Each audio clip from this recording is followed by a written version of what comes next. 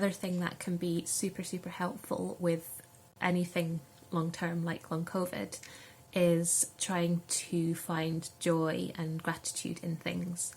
And it can be super difficult when you're very unwell, when you've been very unwell for a long time, when your illness kind of consumes you like it does with long COVID.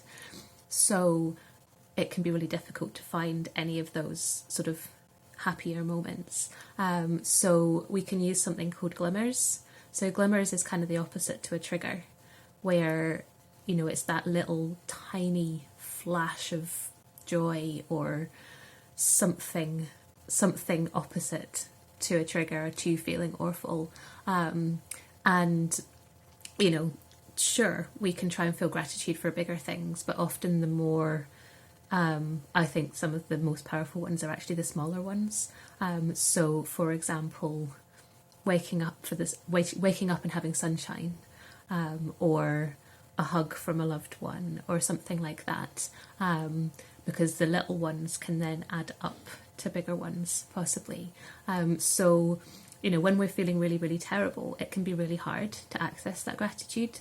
So I think sometimes we need a little bit of a structure or like something to help guide us. Certainly it worked for me.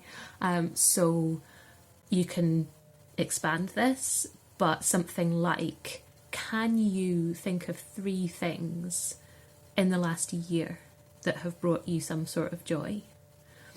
And if you'd like to, we'd love for you to share them in the comments, because it would make us smile to hear all those things that have brought you joy.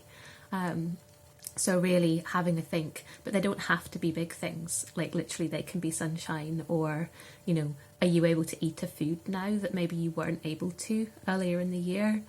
Or maybe you've seen some improvement in a symptom.